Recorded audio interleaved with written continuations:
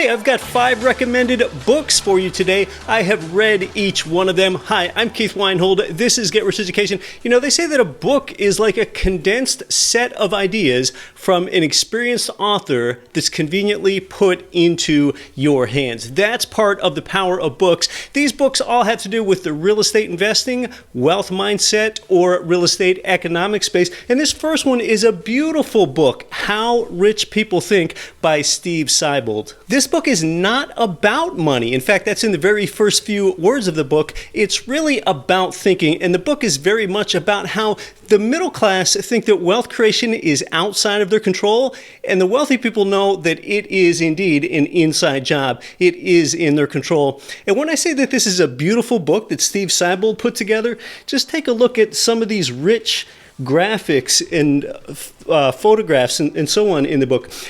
Here's a quote from Bob Dylan. "A man is a success if he gets up in the morning and gets to bed at night, and in between he does what he wants to do." So just a bunch of great photographs, and it's really a short book. This book can be read in an hour, certainly no more than 2 hours. How Rich People Think. I saw this when I was at the Vancouver airport 2 years ago, and it was almost a magical moment when it was on the shelf. It's almost like it just wanted to fall into my hands. It just seemed like it was the book for me. It's definitely a powerful read.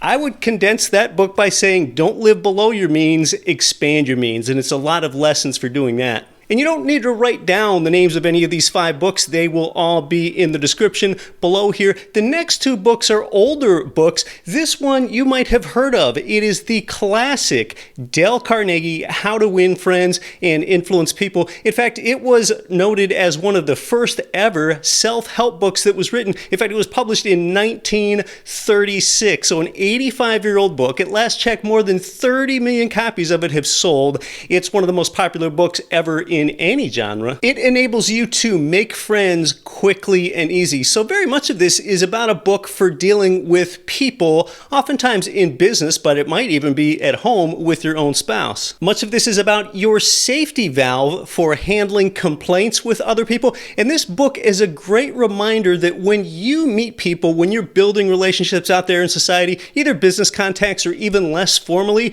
it reminds you that to that person that you've met, their name is the sweetest name in the entire language that they know.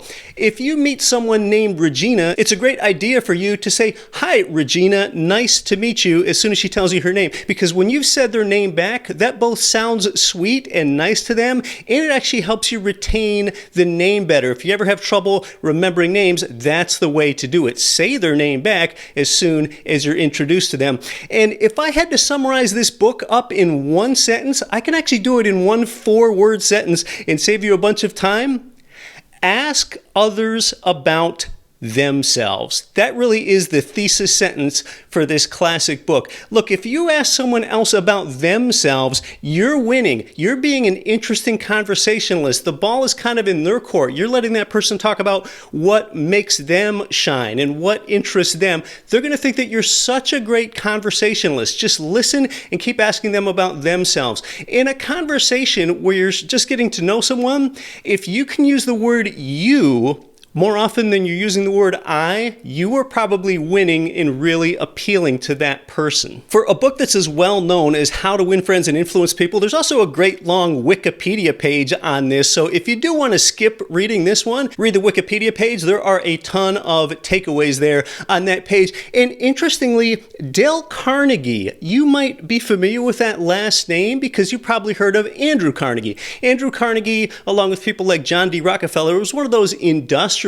barons of the 19th century. Well, Dale Carnegie, his original last name was spelled a bit like this, but Dale Carnegie actually changed his name to this to match the name of Andrew Carnegie, the very wealthy, well-known Andrew Carnegie, the namesake of Carnegie Mellon University and everything else in the steel business and all that, just in order to associate himself with someone else that was rich. So Dale Carnegie and Andrew Carnegie are not related at all. It was really a marketing name change.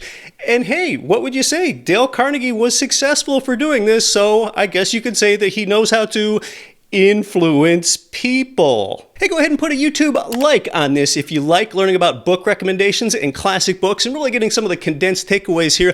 The third book out of 5 is another classic book, Economics in One Lesson. The author, Henry Hazlitt, he's not a particularly famous name, but it is a classic book. The foreword here on a later release was written by Steve Forbes. This book was originally written in 1946, so yes, a real classic. And a recurring theme in the book is how when the government intervenes in the free market, it screws up the economy. Oftentimes, the government tries to do something nice to help a small group of people for a short period of time in the economy, but that has deleterious downturn consequences for that group and often the rest of society when that type of intervention is done. That's a recurring theme in the book. And the author often does it without getting political. Yeah, you can see this is a heavily flagged version that I have here. One section that I have flagged is on rent control.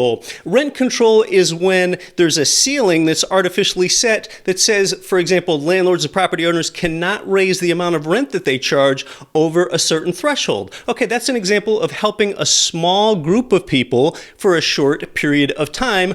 But over time, landlords don't have any incentive to improve or keep up the property because it's not a profitable property, because they can't raise the rent. So over a number of years, properties become dilapidated, entire neighborhoods become unkempt, and create a big down drain for an entire area. And oftentimes, if rent control is in place long enough, landlords and property owners just walk away from their property. They don't make the property tax payments anymore or anything like that because they get so underwater on these properties because that monthly rent income does not keep up with the expenses on the property. Its thesis is that rent control does not work. And one contemporary example of that, it certainly wouldn't have been in this book, is when the poor and the middle class people got stimulus checks to help us out with the sickness that went around the world recently. Well, people were not incentivized to go to work, and when people were getting paid money to do nothing, oftentimes prices went up and supplies went down because no one was at work, and that made inflation kick in, and now longer term, that inflation is actually making life harder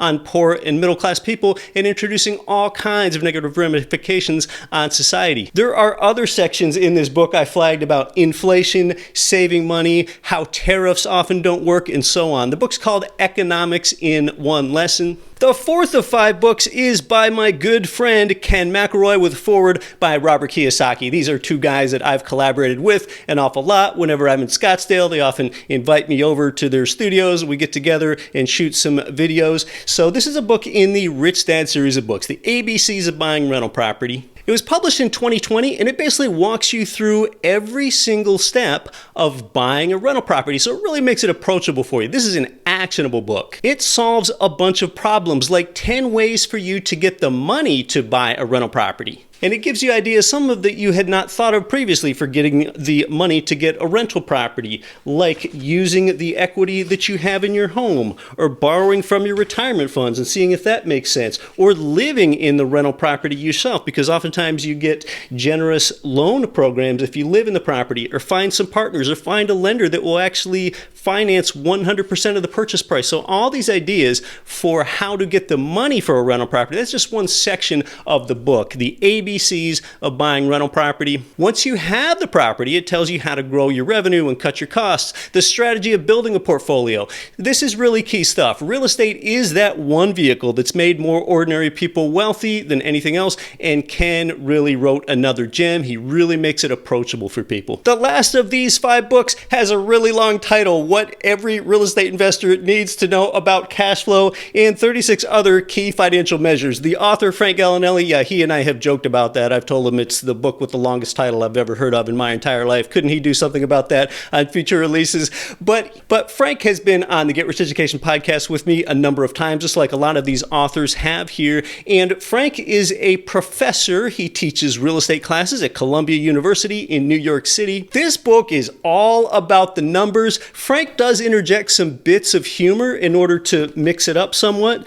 but you're just never going to sit down and read this all in one day or one week. weekend. I mean, just take a look at all the numbers here. I think this is where he's calculating the discounted value of future cash flows, but it's really important to know real estate is very much about the numbers, about things like how do you calculate the cash on cash return, the internal rate of return, and then tax considerations for all those sorts of things. And just like I always like to say about real estate, and this statement is backed up in Frank's book here, is it's nothing to be intimidated by. In real estate investing, I've never used exponents or trigonometry or calculus.